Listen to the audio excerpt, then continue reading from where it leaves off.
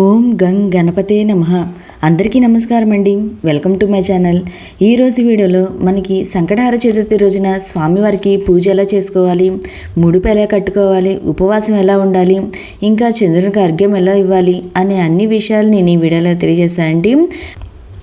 మీరెవరైనా తీవ్రమైన సమస్యల్లో కష్టాల్లో ఉన్నప్పుడు, అంటే డబ్బు సమస్య కానివ్వండి, ఆరోగ్య సమస్య కానివ్వండి, ఇంకేమైనా తీవ్రమైన కష్టాల్లో ఉన్నప్పుడు ఆ సమస్య తీరదు అని అనిపించినప్పుడు ప్రతి నెల కూడా పౌర్ణమి తిథి తర్వాత వచ్చేటువంటి చవితి రోజున సంకటహార చతుర్థి వ్రతాన్ని కనుక ఆచరిస్తే మీరు 3 నెలలు కానీ 5 నెలలు కానీ 9 నెలలు కానీ ఇలా సంకల్పం తీసుకొని ఈ వ్రతాన్ని కనుక ఆచరిస్తే అతి శీఘ్రంగా మీకు ఫలితం అనేది ఉంటుంది. నా పూర్తి నమ్మకంతో నేను ఈ విషయం అయితే తెలియజేస్తున్నానండి. ఎవరైనా సరే మీ వ్రతాన్ని అయితే ఆచరించవచ్చు. ఇంకా పూజ ఎలా చేసుకోవాలో నేను ఇప్పుడైతే తెలియజేస్తానండి. ఈ రోజున ఉదయాన్నే నిద్రలేచి తలంటు స్నానం అనేది చేసుకొని ఇంటిని పూజ మందిరాన్ని శుభ్రం చేసుకోవాలి. ఈ సంకటహార చతుర్థి రోజున ముఖ్యంగా పాటించవలసిన నియమాలైతే ఏంటి అంటే, ముందుగా ఈ వ్రతాన్ని ఆచరించుకోవాలనుకుంటే ఆ రోజున ఇంట్లో నాన్ వెజ్ అనేది తినకూడదండి. తలకి నూనె అనేది రాయకూడదు. బ్రహ్మచర్యం అనేది పాటించాలి. ఇంకా తప్పకుండా ఈరోజు కూడా పూజ చేసేవారు ముడుపు అనేది కట్టుకోవాలండి. ఈ ముడుపు అనేది మనం 2 విధాలుగా కట్టుకోవచ్చు. అదేమిటో నేను తర్వాత తెలియచేస్తా అండి ఈ వీడియోలో. ముందుగా మనం ఎక్కడైతే పూజ చేయాలనుకుంటున్నామో అక్కడ ఒక పీఠం ఏర్పాటు చేసుకోవాలండి. ఆ పీట పైన ఒక క్లాత్ అనేది వేసుకొని 3 గుప్పెలు బియ్యం అనేది వేసుకొని స్వామివారి చిత్రపటం అయితే పెట్టుకోవాలండి. 3 గుప్పెలు బియ్యం వేసుకొని ఆ బియ్యం పైన పసుపు, కుంకుమ, అక్షింతలు వేసుకొని స్వామివారి చిత్రపటం అయితే పెట్టుకోవాలండి.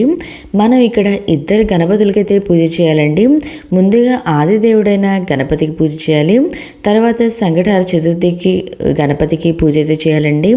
ఆదిదేవుడైన గణపతిని మీరు ఎవరైనా మనం పసుపుతో చేసిన గణపతికైనా ఆదిదేవునిగా పూజ చేయొచ్చు, లేదా మీరు పెట్టుకున్న పటానికైనా ఆదిదేవునిగా పూజ చేయొచ్చండి. సంకటహార చతుర్థి గణపతికి పసుపు గణపతికైనా చేయొచ్చండి. నేను ఇక్కడ ఆదిదేవుని కంటే మనం ఏ పని ప్రారంభించినా ముందుగా గణపతికి పూజ అయితే చేయాలండి. మనం చేసే పనుల్లో ఎటువంటి ఆటంకాలు ఉండకూడదని ముందుగా గణపతి పూజ చేయాలి. నేను ఇక్కడ పసుపు గణపతికి ఆదిదేవునిగా పూజ అయితే చేసుకుంటున్నాను అండి.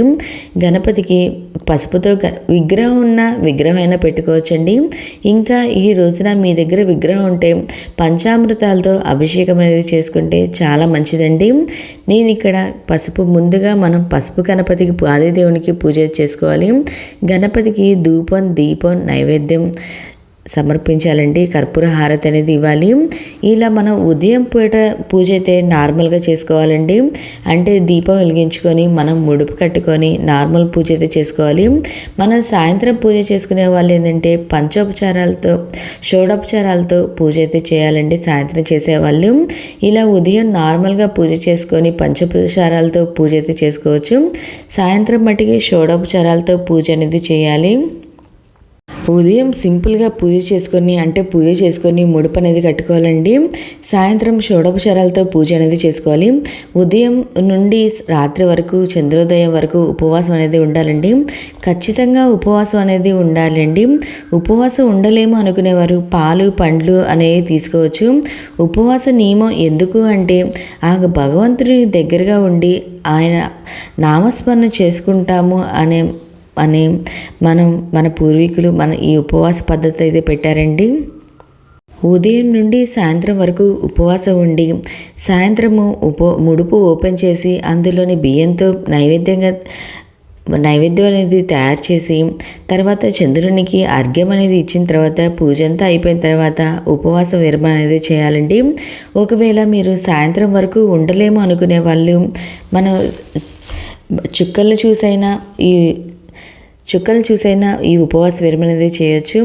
లేదా మన దగ్గర శివుడిది ఫోటో ఉంటుంది కండి, ఆ శివుడి పైన మనకి చందమామ ఉంటారు కదా, ఆ చందమామను చూసైనా ఈ ఉపవాస విరమణ అనేది చేయొచ్చు. ఇలా ఉదయం పూజ చేసుకున్న తర్వాత మనం ముడుపు అనేది కట్టుకోవాలండి. ముడుపు అనేది 2 విధాలుగా కట్టుకోవచ్చు. మొదటిది ఒక ఎర్రటిది కానీ పసుపుది కానీ జాకెట్ ముక్క తీసుకొని ఆ జాకెట్ ముక్కకు 4 వైపులా గంధం కుంకుమ బొట్లు అనేది పెట్టుకోవాలి. దాంట్లో 3 గుప్పెలు బియ్యం వేసి 2 తమలపాకులు, 2 ఒక్కలు, 2 ఖర్జూరాలు కానుకగా 11 రూపాయలు కానీ, 21 రూపాయి కానీ, 101 రూపాయి కానీ, లేదా 51 రూపాయి కానీ ఇలా డబ్బులు అనేది పెట్టుకొని ఈ ముడుపు అనేది కట్టుకోవాలండి. ముడుపు మీద మీ చేతులు పెట్టుకొని మీ కోరికను చెప్పుకొని, స్వామి నేను ఇలా బాధపడుతున్నాను అని చెప్పుకొని తర్వాత ముడుపుని మూడు ముళ్ళు వేసుకోవాలి. ఈ ముడుపుని ఉదయం కట్టుకొని మరలా సాయంత్రం ముడుపు తీసుకొని వాటిలోని బియ్యాన్ని ప్రసాదంగా చేసుకొని స్వామివారికి సమర్పించాలండి. ఇది ఒక పద్ధతి. నేనైతే ఈ పద్ధతి అయితే చేసుకుంటా అండి. ఉదయం ముడుపు కట్టుకొని సాయంత్రం ఏమో ముడుపు ఓపెన్ చేసి అందులోని బియ్యంతో ప్రసాదం చేసుకొని స్వామివారికి నైవేద్యంగా పెడతాను. మరికొంతమంది ఏంటంటే మీరు ముడుపు అనేది కట్టుకున్న తర్వాత మీరు సంకల్పం అంటే ఎన్ని నెలలు చేయాలనుకుంటున్నారో 3 నెలలు కానీ 5 నెలలు కానీ 9 నెలలు కానీ ఇలా ఎన్ని నెలలు చేయాలనుకుంటున్నారో అన్ని నెలలు ఈ ముడుపునైతే ఓపెన్ చేయకుండా అలాగే ఉంచుతారండి స్వామివారి దగ్గర. తర్వాత మీ సంకల్పం తీరిన తర్వాత ఆ ముడుపునైతే ఓపెన్ చేస్తారు. ఇది మరొక పద్ధతి. ఈ 2 పద్ధతుల్లో ఇలా ముడుపు అనేది కట్టుకోవచ్చండి. మీకు ఏ పద్ధతి అనుకూలంగా ఉంటే ఆ పద్ధతి అయితే చేసుకోండి. మరి ఇలా 3 నెలలు అంటే దాంట్లో ఉన్న బియ్యం అనేది పాడైపోతాయి కాబట్టి మనం ఇలా నెల ముడుపు కట్టుకొని అది ఓపెన్ అయినా చేసుకోవచ్చు. లేదా ఇలా 5 నెలలు మీరు సంకల్పం ఎన్ని నెలలు అనుకుంటే అన్ని నెలలైనా ఈ ముడుపునైతే ఉంచుకోవచ్చండి. తర్వాత ఇలా ఉదయం పూజ అయితే పూర్తయిపోతుందండి. ఉదయం మనం ముడుపు కట్టుకొని మామూలు నార్మల్గా దీపారాధన చేసుకొని పంచోపచారాలతో పూజ అయితే చేసుకోవాలి.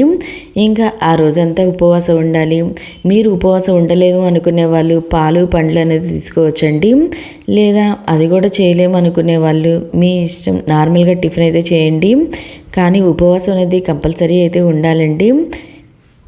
ఇక్కడ నేను గణపతి ఫోటోకి సంకటహర గణపతికి ఇంకా సాయంత్రం పూజ అయితే చేసుకోవాలండి. సాయంత్రం ఏంటంటే మనం షోడోపచారాలతో పూజ చేయాలి. షోడోపచారాలంటే 16 ఉపచారాలు ఉంటాయండి. ఈ 16 ఉపచారాలతో మనం పూజ అయితే చేయాలి సాయంత్రం వేళలో. ఒకవేళ మీరు షోడోపచార పూజ మాకు చేయడం రాదు, మేము చదువుకోలేదు అనుకునే వాళ్ళు నార్మల్గా పూజ అయినా చేసుకోవచ్చండి. ఇంకా ఇలా మనం సాయంత్రము ముడుపు అనేది తీసి దాంట్లోని బియ్యంతో పొంగలి స్వామివారికి ఏ ప్రసాదం చేయాలనుకుంటున్నారో ఆ ప్రసాదం అయితే తయారు చేయొచ్చు. ఇంకా మీకు ఈ ముడుపులోని బియ్యం సరిపోలేదు ప్రసాదంగా, కొన్ని బియ్యం ఎక్కువగా యాడ్ చేయొచ్చు అనుకుంటే ఇంకొన్ని బియ్యం కలిపి కూడా మనం ప్రసాదంగా చేయొచ్చండి. నేను ఇక్కడైతే ప్రసాదంగా బెల్లపన్నాన్ని చేసుకుంటున్నాను అండి. మీ ఇష్టం ఉండ్రాళ్ళైనా చేసుకోవచ్చు, బెల్లపన్నమైనా చేసుకోవచ్చు. మీకు ఏ ప్రసాదం వీలుగా ఉంటే ఆ ప్రసాదం అయితే చేసుకొని స్వామివారి దగ్గర అయితే పెట్టుకోవచ్చండి. ఇలా మనం ప్రసాదం చేసుకొని అందులోని దక్షిణగా వేస్తాం కదండి డబ్బులు, ఆ డబ్బులు ఏంటంటే ఆ సాయంత్రం గుడికి వెళ్ళి మన హుండీలు అనేది వేయాలి. ఒకవేళ ఆ రోజు కుదిరిన వాళ్ళు తర్వాత రోజు నెక్స్ట్ డే అన్న వెళ్ళి హుండీలు అనేది వేయాలండి ఆ డబ్బుల్ని. ఇలా నైవేద్యం అంతా కూడా సమర్పించిన తర్వాత మనం అక్షింతలు చేతిలో పట్టుకొని సంకటహర చతుర్థి వ్రత కథనైతే చదవాలండి. చదవడం కానీ వినడమైనా కూడా చేయొచ్చు. ఆ తర్వాత మనం చంద్రోదయం వరకు వెయిట్ చేసి చంద్రునికి అర్ఘ్యం అనేది చూపించి ఉపవాస విరమణ అనేది చేయాలండి. చంద్రునికి ఒకవేళ మీరు చంద్రుడి దర్శనం కనిపించలేదు అనుకుంటే మేము అప్పటిదాకా ఉండలేము అనుకునే వాళ్ళు సాయంత్రము 6:30 తర్వాతైనా నక్షత్ర దర్శనం చేసుకొని ఆ నక్షత్రం చూస్తూ అర్ఘ్యం అనేది ఇవ్వాలండి. లేదా అది కూడా మాకు కుదరలేదు అనుకునే వాళ్ళు పరమశివుని ఫోటోలు శివయ్య తల మీద చంద్రుడు ఉంటాడు కదండి, ఆ చంద్రుడిని చూస్తూ కూడా అర్ఘ్యం అనేది ఇవ్వవచ్చు.